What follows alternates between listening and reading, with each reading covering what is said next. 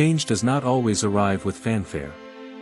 Sometimes, it begins in the smallest choices: how you start your morning, how you treat your body, how you pause before reacting. In this video, I'll share the 7 quiet habits that reshaped my entire life in just 1 week. Rooted in timeless Stoic principles, each habit helped me reclaim clarity, calm, and purpose, not through radical change, but through intentional living. If you've ever felt like life is moving too fast, or that you're losing touch with your core self, stay with me. This is not about perfection or productivity, it's about becoming more present, more anchored, and more you. Let this be the week you begin your own quiet transformation. 7 small habits that changed my entire life. 1 week. That was all it took for my life to begin changing in ways I never imagined. Not because I won the lottery or traveled the world, but because I did something far more powerful. I changed how I lived each day. These weren't grand, revolutionary changes. They were small, almost unnoticeable shifts in how I approached my time, my thoughts, my body, and my inner world. And somehow, they created a ripple effect that touched every corner of my life. I want to be clear. This is not a story about perfection. It is about progress. I was in a place where I felt constantly overwhelmed.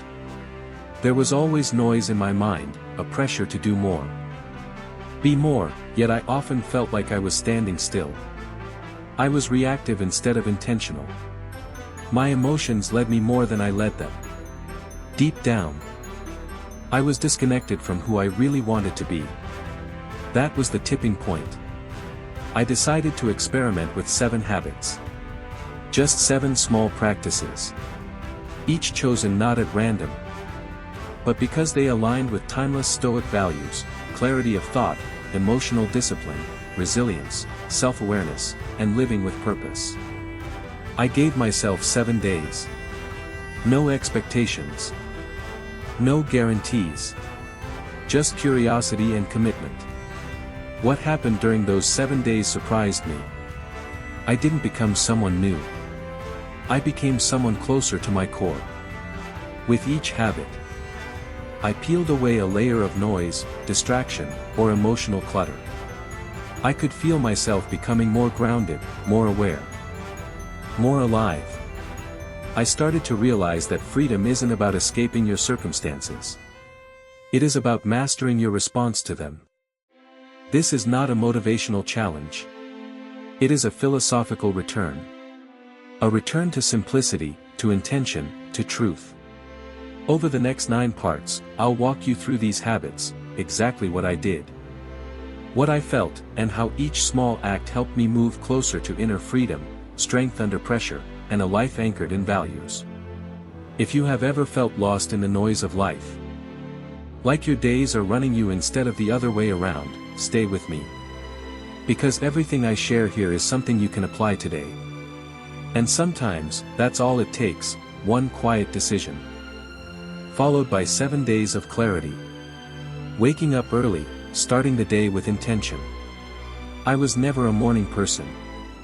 For most of my life, mornings were rushed, noisy, and disorganized. I would hit the snooze button over and over, scrambling to get ready while my mind was already overwhelmed. There was no space for clarity. No time for reflection. My days started in chaos and often ended in exhaustion. But I kept telling myself that this was normal. Everyone was tired. Everyone was busy. I thought it was just the way life worked. But deep down, I knew something wasn't right. I wanted to feel in control. I wanted my mornings to belong to me, not to the demands of the world. So I decided to try something I had always avoided. I began waking up early. Not just slightly early, but at 5 a.m., before the noise, before the demands. Before the world had a chance to interrupt my mind. The first few mornings were difficult. My body resisted. My thoughts were groggy. I questioned whether it was worth it. But by day 3, I began to feel something shift. I stepped out into the stillness of the early morning. The air was quiet. The world had not yet begun. And I stood there. Alone but fully present. It was as if time had opened a space just for me. I began to build a simple morning ritual. Light stretching. A glass of water. A few deep breaths. Some journaling. No phone. No input. Just space to meet myself before the day could take me away. It was during these moments that I realized the power of a conscious start. It was not about productivity. It was about sovereignty. I was reclaiming the beginning of my day. Over the next few mornings, I noticed something remarkable. I was calmer. More grounded. I approached decisions with clarity rather than urgency. My emotions no longer ruled me. I had space between stimulus and response. That ACE is everything. It is where intention lives. Waking up early is not about being superhuman. It is about choosing to meet yourself before the world meets you. It is about stepping into the day rather than being dragged by it.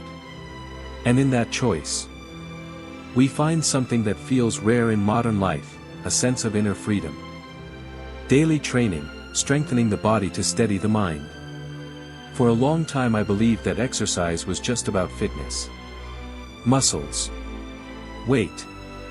Appearance. It was something people did to look better or live longer.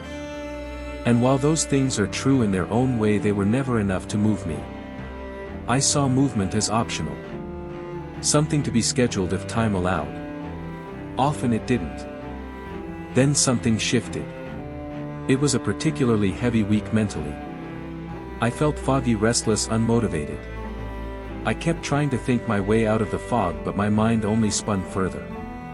So one morning without overthinking, I put on my shoes and stepped outside. I ran. Slowly, awkwardly, breathlessly. There was no rhythm, no grace, just motion.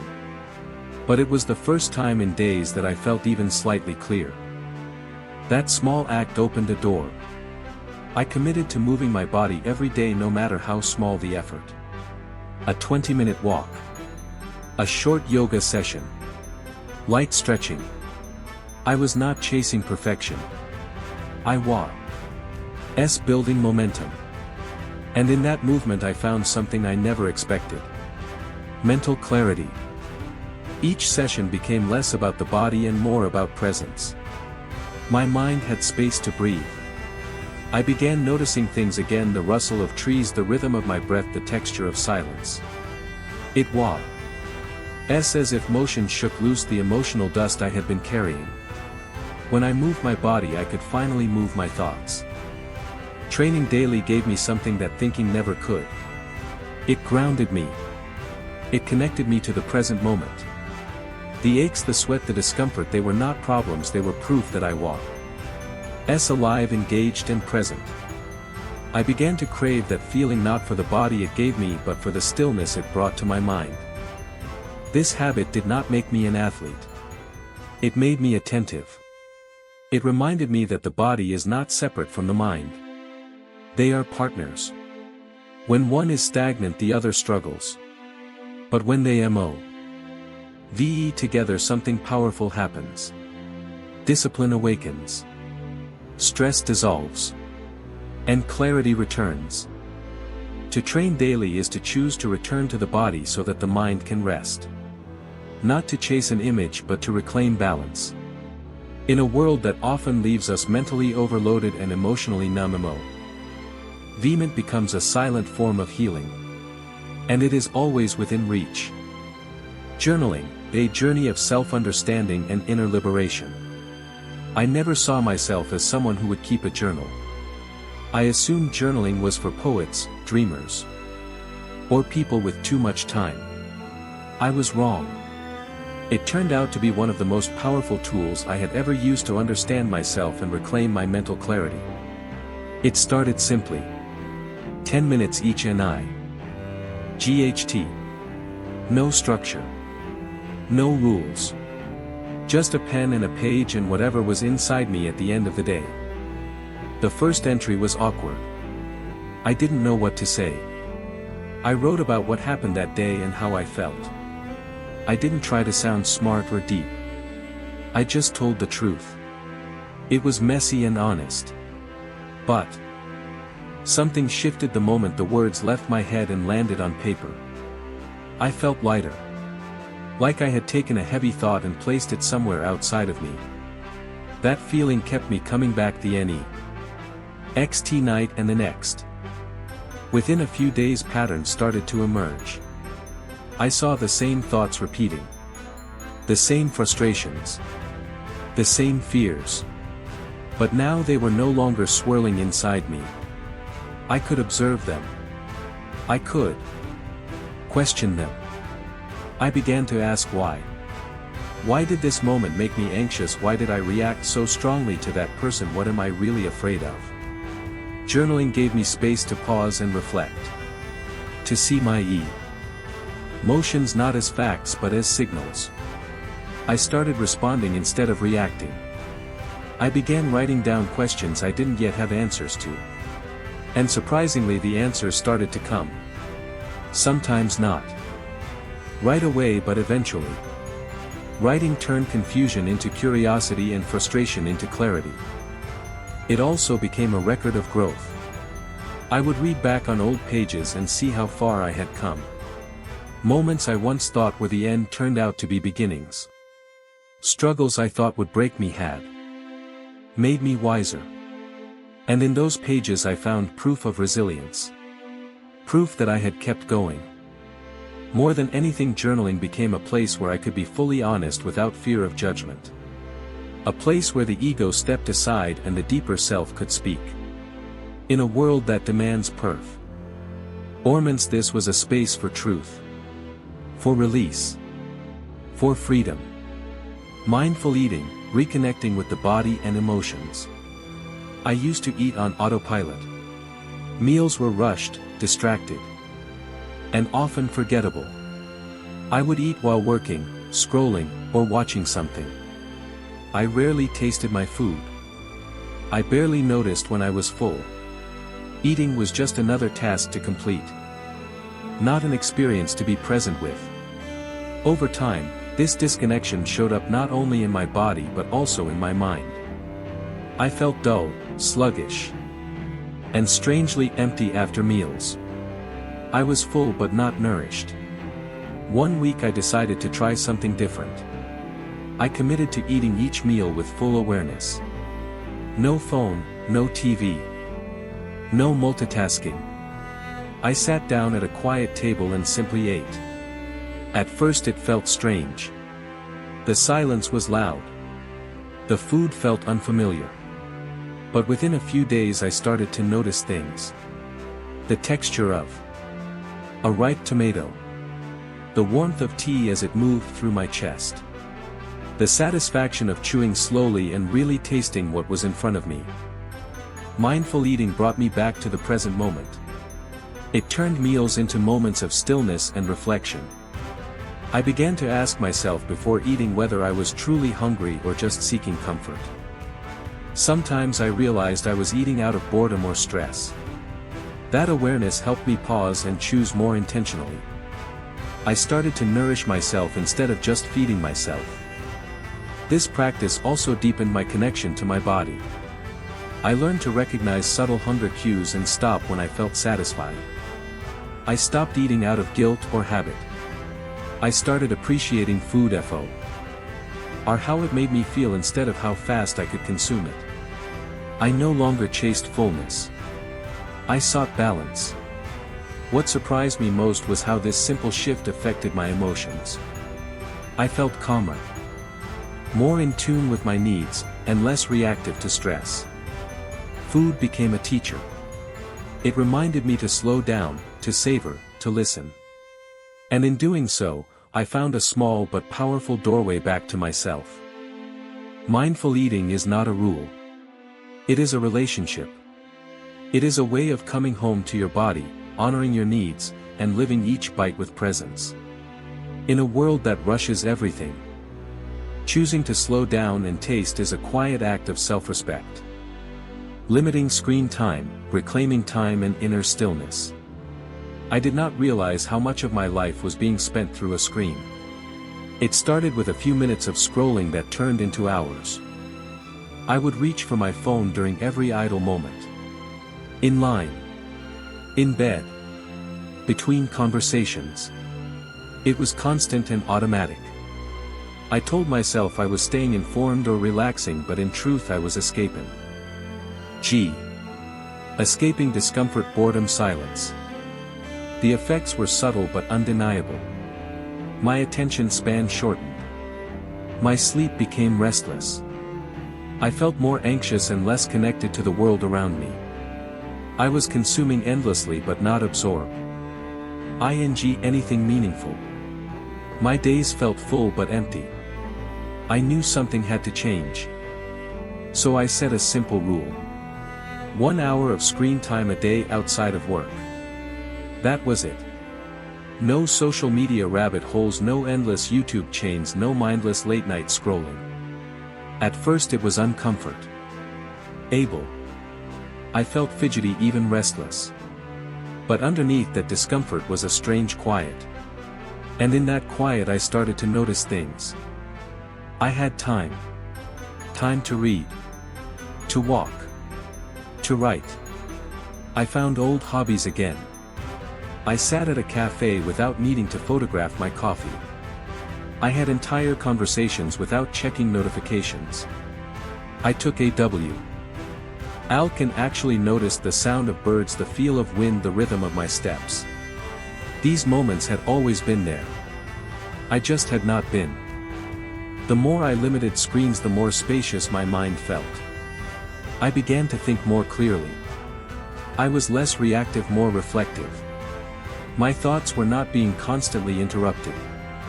I regained control of my attention, and with it my sense of self.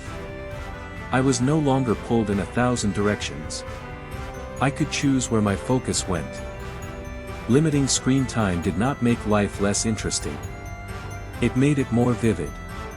More immediate. More human. I remembered what it felt like to be present. To be bored without panic. To experience instead of racing through it. This habit gave me back what I did not even know I had lost. Presence.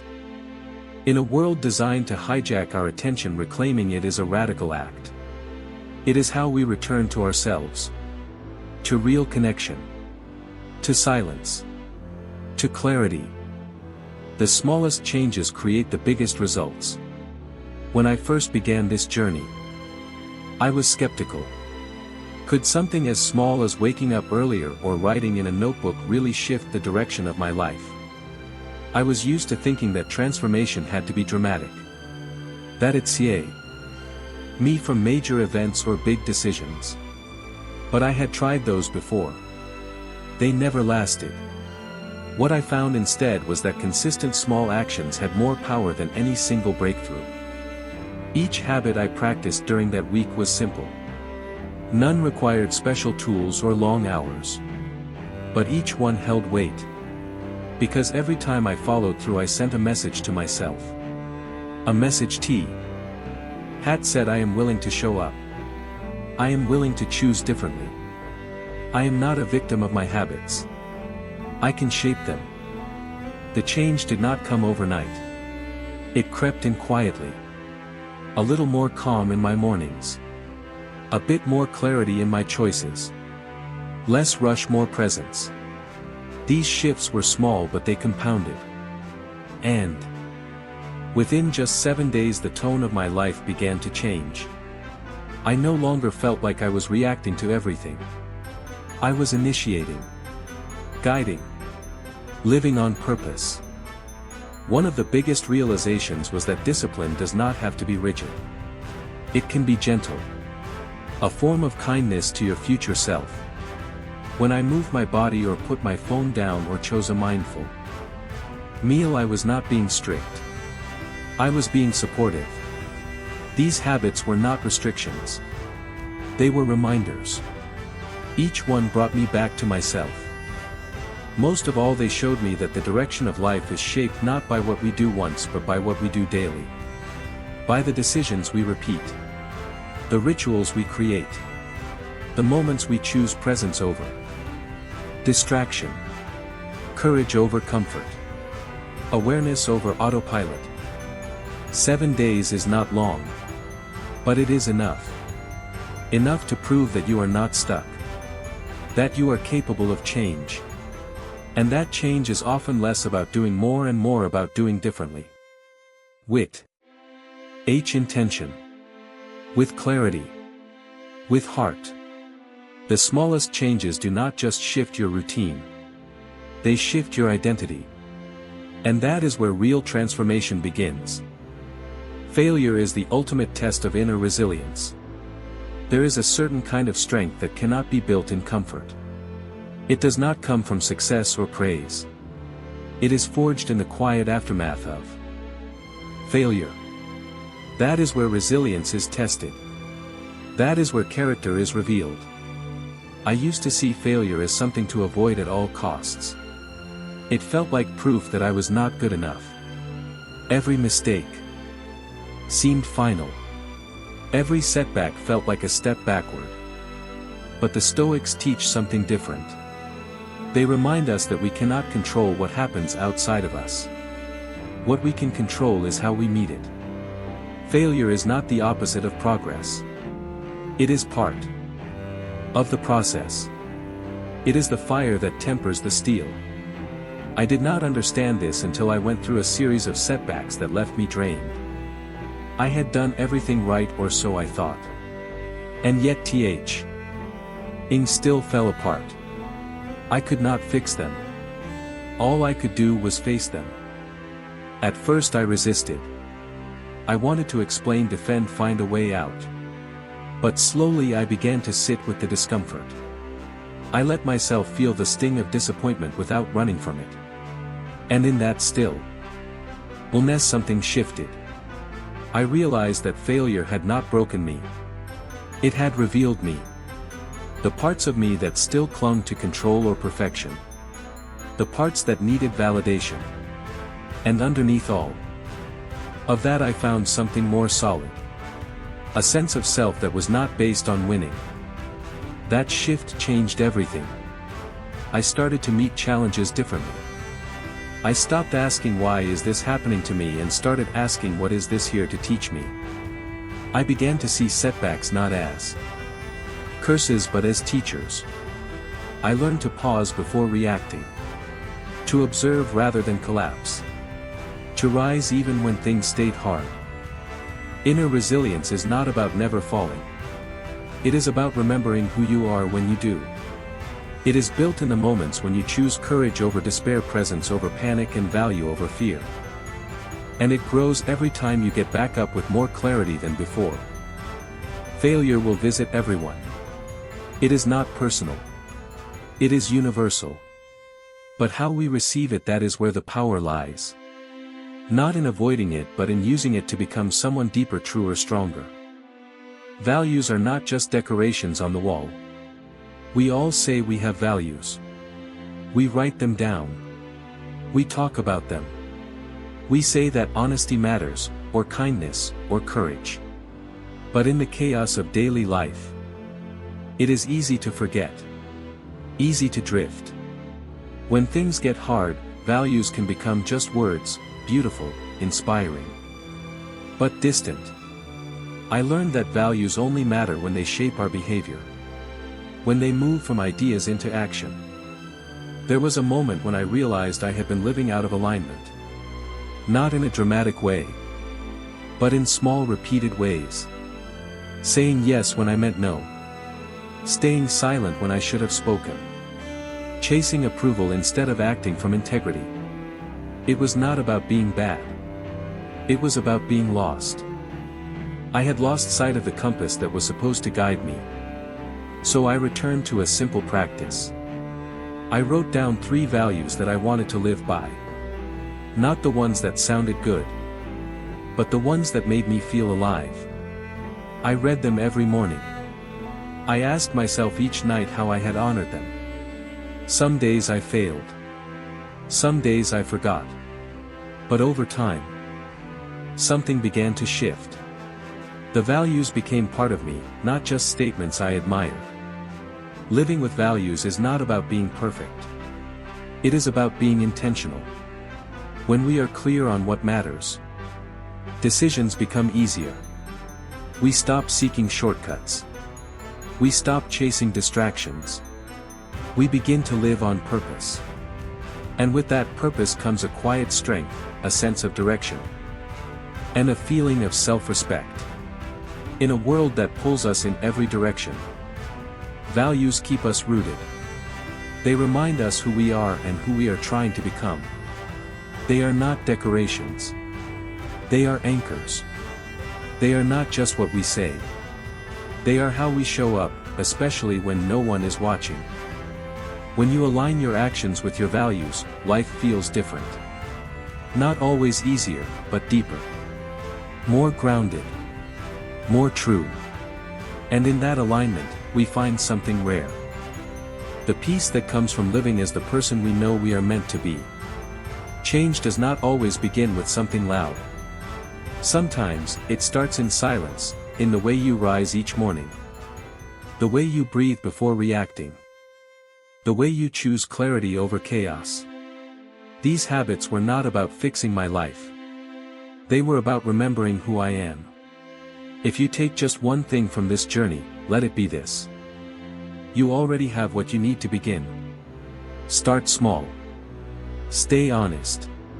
Keep showing up. The rest will follow.